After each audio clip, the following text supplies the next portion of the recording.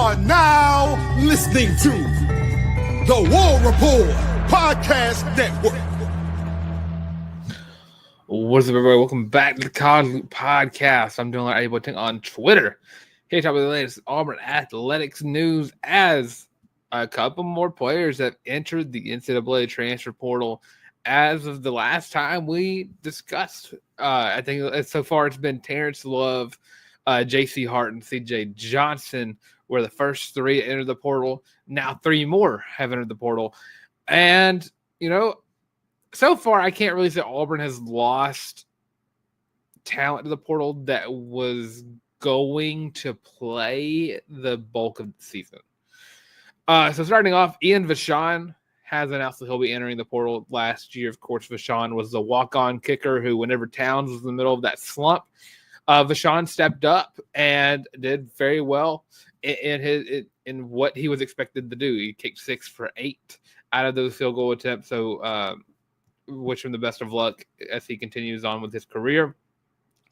Number one, the other guy was Braden Joyner, offensive lineman. Took up. Well, hello, hi. That's my alarm. How are you doing? Let me go ahead and turn all those off real quick. Okay. Now, back to the show. Braden Joyner, of course, was taking first-team reps while Connor Liu was out trying to recover from an injury, surgery deal. But, yeah, Braden Joyner, that does suck. He did get all SEC honors as a freshman. Not all SEC, but all freshman honors last season whenever he was able to step in. Did very well for Auburn. Just kind of suffered from having Connor Liu in a slew of guys in front of him and guys coming in after him that were just uber talented. Braden Joyner is good enough to start for pretty much the entire SEC. But that just speaks on how good Auburn's offensive line has looked thus far, or how good the unit has been built up. And then lastly, this one does hurt. This one hurts a lot.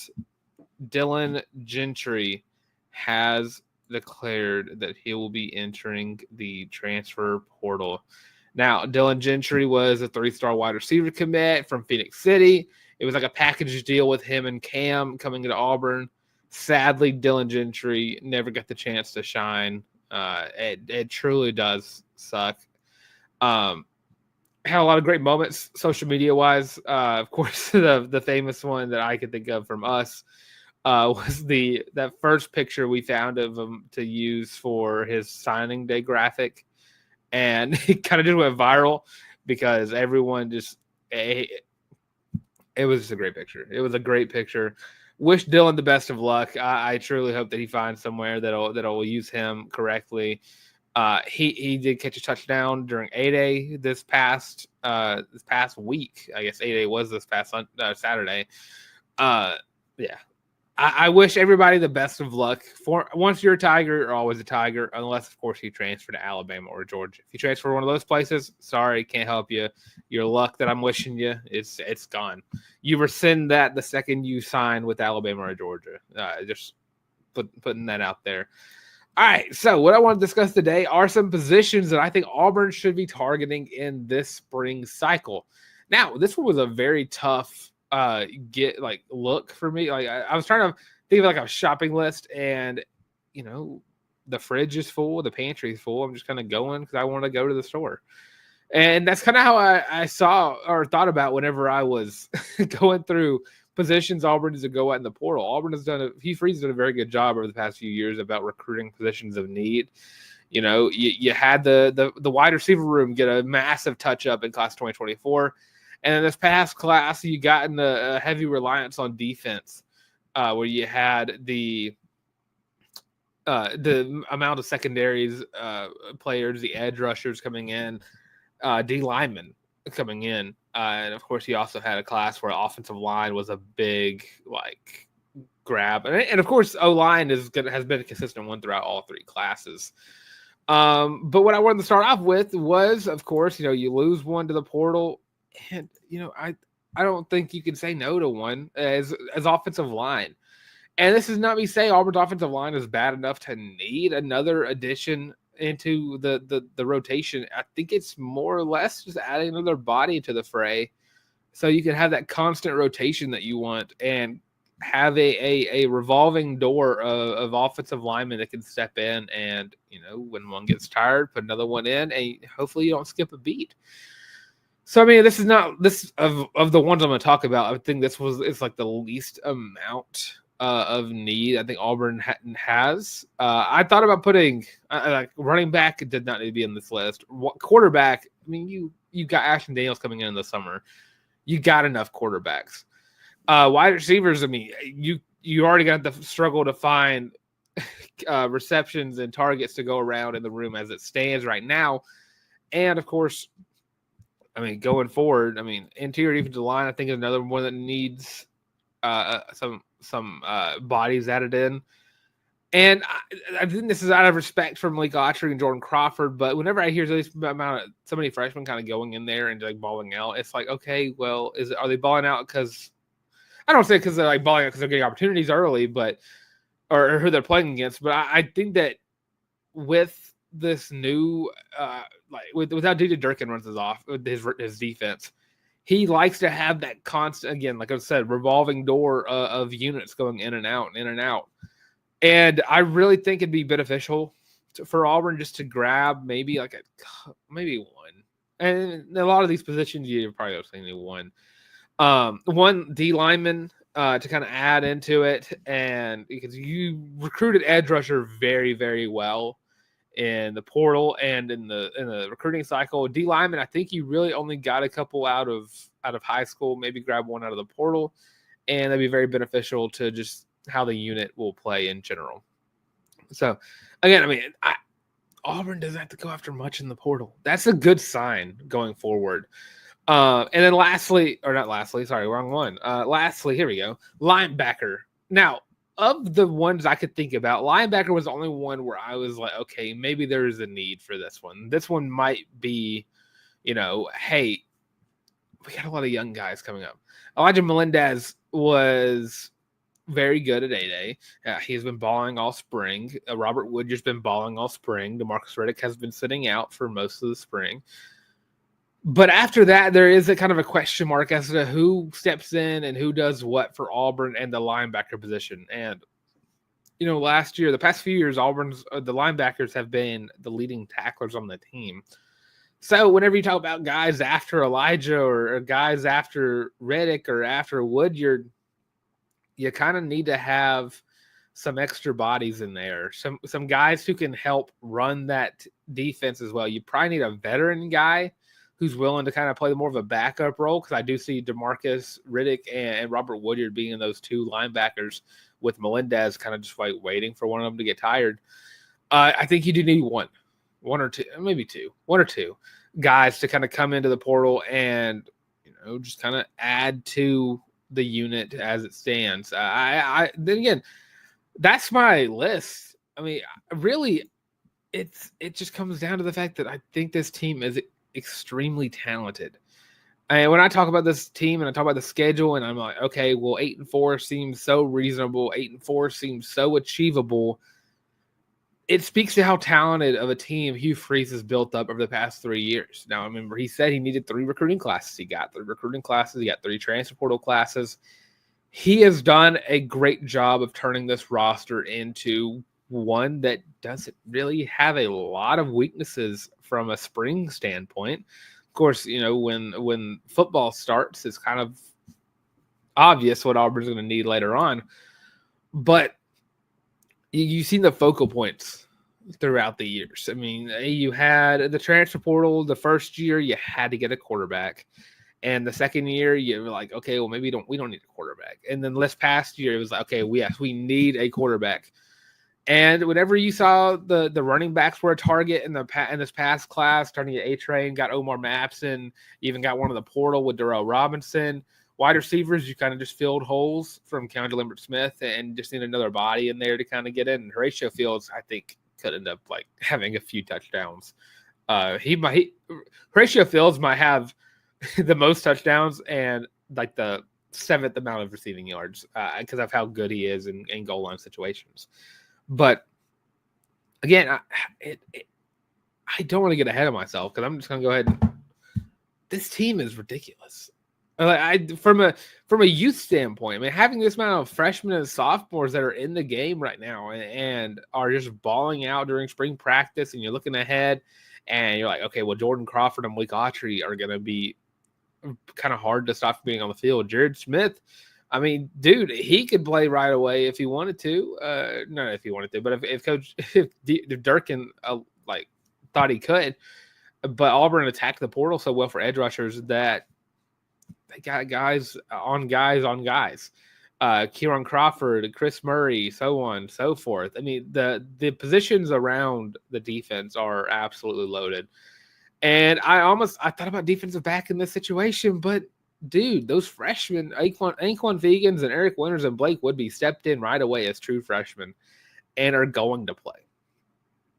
In the same sense of Jalen Crawford, those three guys are going to step into their first season playing collegiate football and are going to get immediate minutes, get immediate reps. So I'm stoked for this season. I'm trying not to bug too hard about the season, but it's kind of hard not to whenever you get this excited about the talent on a team. And at this point, it's just all about the coaches.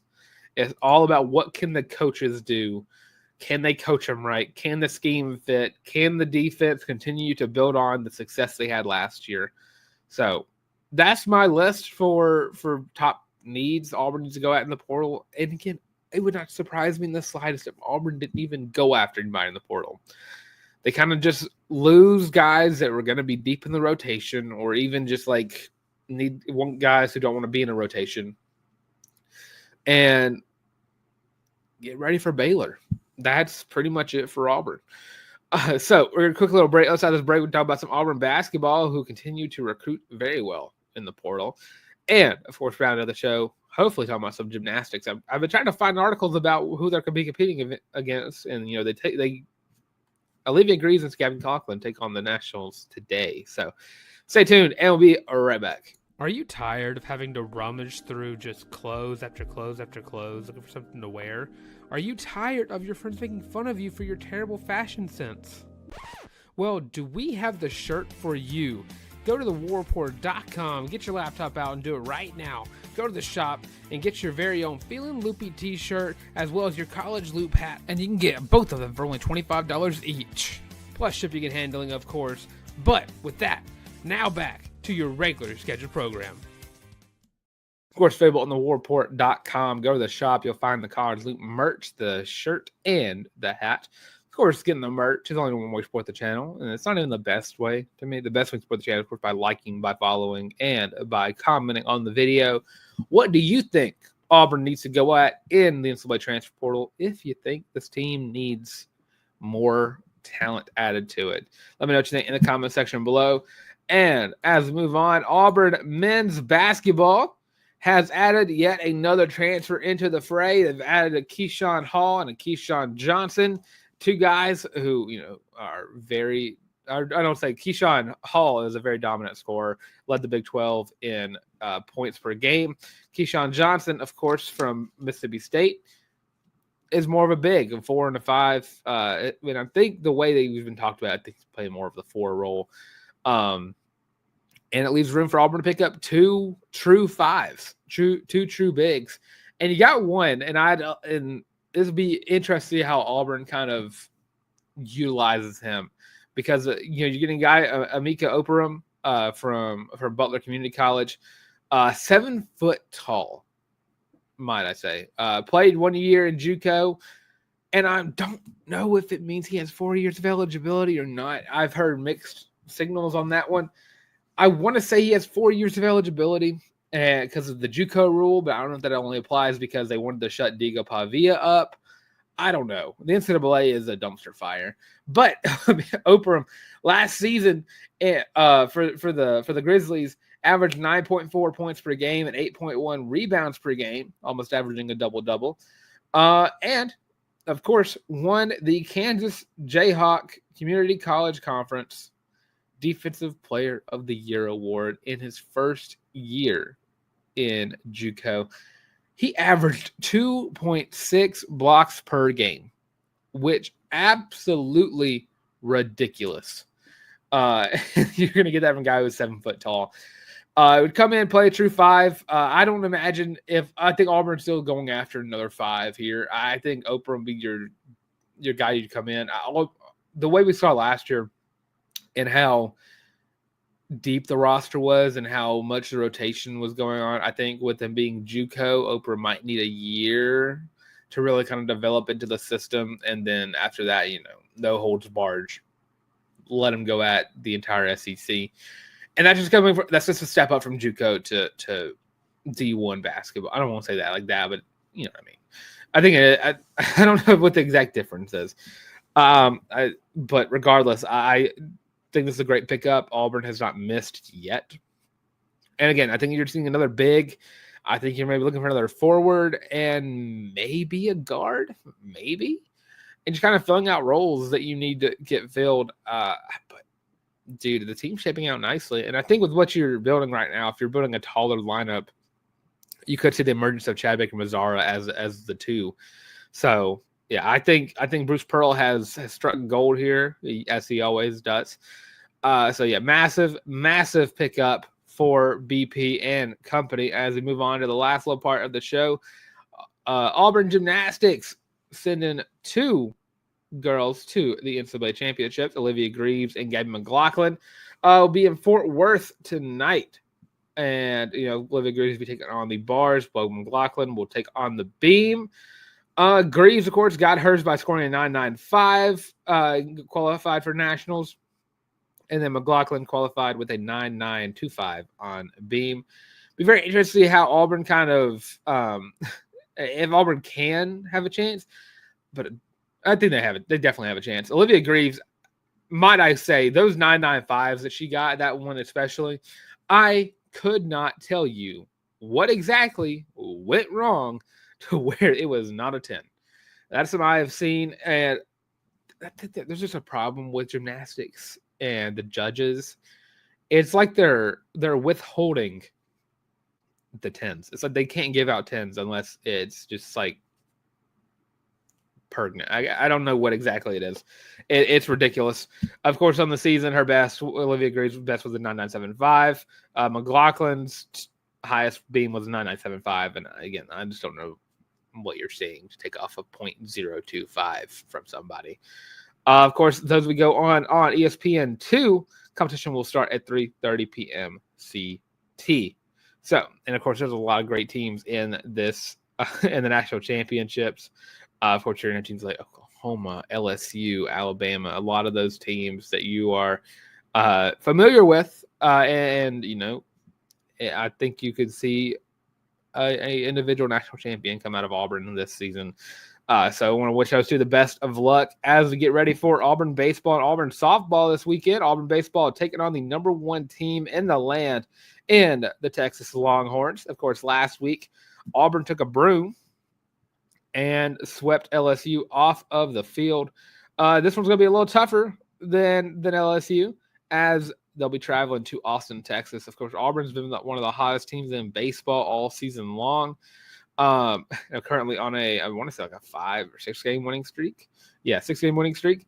They already released the pitching rotation for this week, and I like Auburn's chances, but again, I can't speak too much on Auburn baseball. Of course, if you want a better breakdown and analysis, check out the Tempo guys. They can run circles around me in baseball, and I mean like massive circles around me. But I love hearing Auburn baseball is just absolutely dominating after how lackluster last season was. And then lastly, Auburn softball, currently on a 1-game winning streak, or just won last week.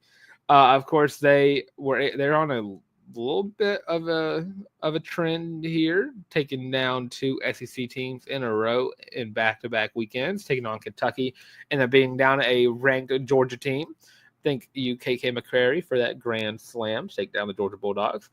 Now you're traveling to Knoxville, Tennessee, the old stomping grounds of the Malvos, and the number 4 team in the country. It would be so cool to watch them continue this trend. Of course, their last loss was against UAB, or not UAB. It was against Georgia, but they also lost UAB. It's been loss win. you're seeing Auburn softball emerge. They had that great start to the year. They started off with it was like a 19-1 record.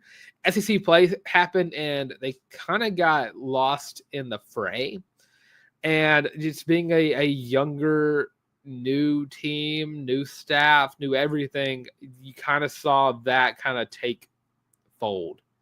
But over the past few weeks, I mean, they found a stride, and I'm super excited to see them in the future. Of course, I don't want to say this year's a wash. I haven't looked at like regionals or anything like that to see if Auburn had a chance for it. 27-17 record, which, I mean, you can tell about the amount of losses in a row Auburn had. Yeah, it does hurt. It does suck. But again, I think you're looking at next year for Auburn to be a real contender again. I think the Malvos have built a steady foundation, and super excited to see what the future of Auburn softball looks like. But with that being said, that's going to do it for some of the College Loop podcast. Of course, I'm Dylan Larck on Twitter. Find me on Instagram as well at Dylan Larck, DYLENLARCK. And I'm right on the College Loop podcast. If you'd like, comment, and subscribe. Leave your thoughts. What position do you think Auburn needs to go after in the portal? Let me know in the comment section below. And don't forget to check us out on audio versions of the show as well. Spotify Podcasts, Google Podcasts, and Amazon Music. And, of course, social media platforms, literally all of them. Twitter, TikTok, Facebook, Instagram, the works. All those at The College Loop. Check us out on YouTube as well. That's just right here where you're watching it. And, of course, subscribe to the channel.